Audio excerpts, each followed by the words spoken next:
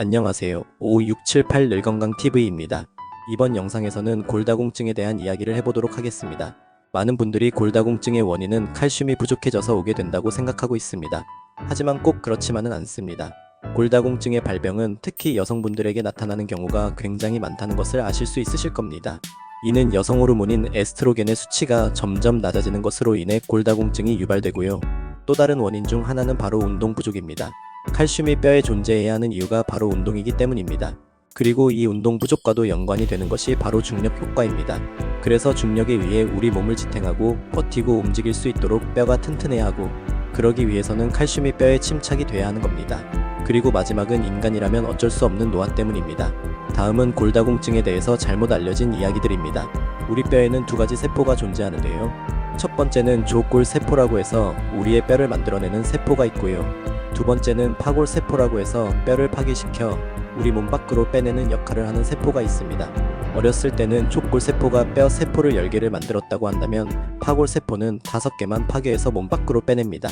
하지만 갱년기 이후 에스트로겐이라고 하는 호르몬이 줄어들게 되면 이제는 이 족골세포가 하는 역할이 점점 줄어듭니다. 3개밖에 못 만들게 되는 거죠.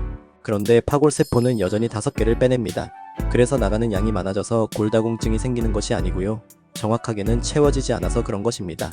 그런데도 불구하고 이것들을 설명하기가 귀찮아서 간략하게 뼈에서 칼슘이 많이 빠져나가서 문제가 된다고 얘기하는데 전혀 그렇지 않습니다. 항상 우리 몸에서 나가는 칼슘의 양은 일정합니다. 그것을 조절해주는 것이 항상성이라고 얘기하는 것이죠. 또 한 가지 뼈에 대해서 잘못 알려진 사실 중 하나는 칼슘만 많이 먹으면 된다고 생각한다는 거예요. 그러나 전혀 그렇지 않습니다. 뼈의 주성분은 칼슘인 건 사실입니다만 칼슘만 가지고 뼈가 만들어지는 건 절대 아니라는 거죠. 반드시 마그네슘과의 비율도 굉장히 중요하고 인도 있어야 하고요. 흡수가 잘 되게 하기 위해서 비타민 D3라든지 CPP라고 하는 단백질도 있어야 합니다. 이런 것들이 모두 갖춰졌을 때 뼈가 만들어지는 것이지, 칼슘만 많이 넣어준다고 해서 뼈가 만들어지는 건 절대로 아니라는 겁니다.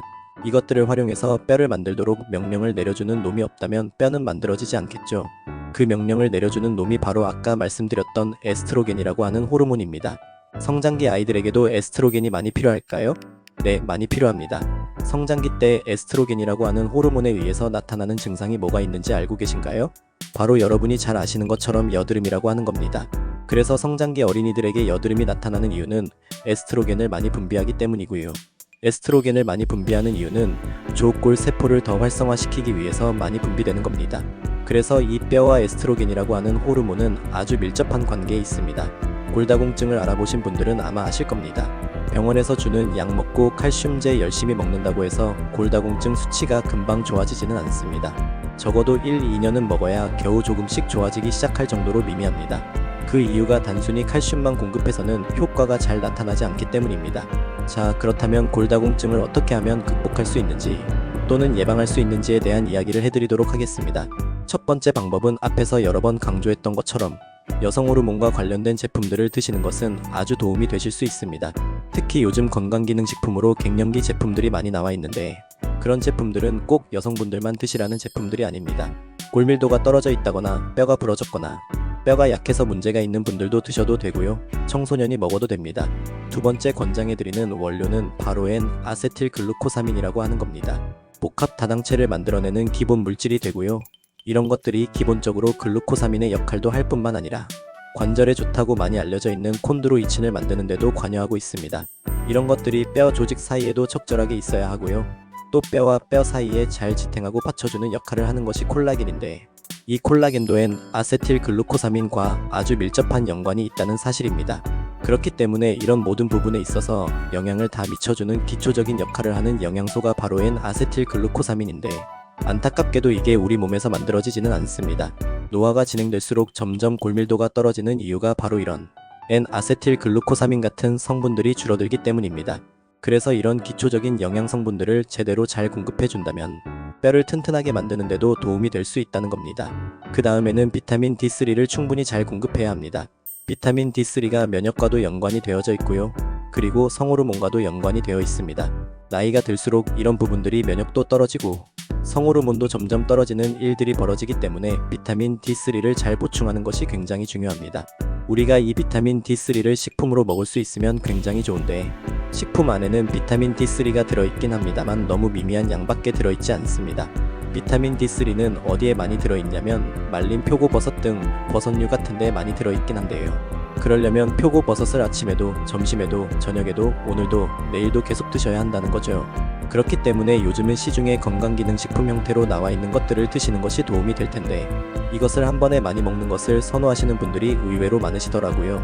한 번에 많이 먹는 것보다는 꾸준히 먹는 것이 훨씬 더 중요하기 때문입니다. 추가로 더 권장해드리고 싶은 것은 바로 비타민 K2라고 하는 영양 성분입니다. 이런 것들도 뼈를 더 튼튼하게 만들어주고 또 뼈가 잘 결집될 수 있도록 역할을 해주는 것이 바로 비타민 K2입니다. 마지막으로 호르몬과 뼈가 아주 밀접한 관계가 있다고 말씀을 드렸죠? 우리 몸에 있는 칼슘을 대사하는 부분은 두 군데가 있습니다. 99%의 칼슘은 다 뼈에 가 있습니다. 그리고 1%는 혈액을 타고 우리 몸을 지키기 위해서 돌아다니고 있습니다. 뼈에 들어있는 칼슘을 조절해주는 것은 에스트로겐이라고 하는 호르몬이 주관합니다. 그리고 혈액을 타고 움직이는 칼슘의 양은 무엇이 조절을 하냐면 부갑상선 호르몬이라고도 하는 갑상선 호르몬이 조절합니다. 이 부갑상선 호르몬이 혈액을 타고 돌아다니는 칼슘의 양을 조절합니다. 그리하여 칼슘 대사는 여성 호르몬과 갑상선 호르몬을 합쳐서 호르몬과 아주 밀접한 관계가 있다고 생각하시면 됩니다. 그렇기 때문에 칼슘 이야기가 나올 때는 꼭 이 두 가지 호르몬과 연계해서 생각해 보시면 우리 몸을 지키는데 우리 뼈를 지키는데 아주 큰 도움이 되지 않을까 생각됩니다. 오늘은 골다공증에 대해서 알아봤는데요. 골다공증에 대해서 잘못 알려진 것들은 과감하게 다 버리시고 또 잘못 알고 계신 분들에게 많이 알려주시기 바라며 이번 영상은 마치도록 하겠습니다. 구독과 좋아요, 알림 설정을 해주시면 최신 건강 정보를 받아보실 수 있습니다.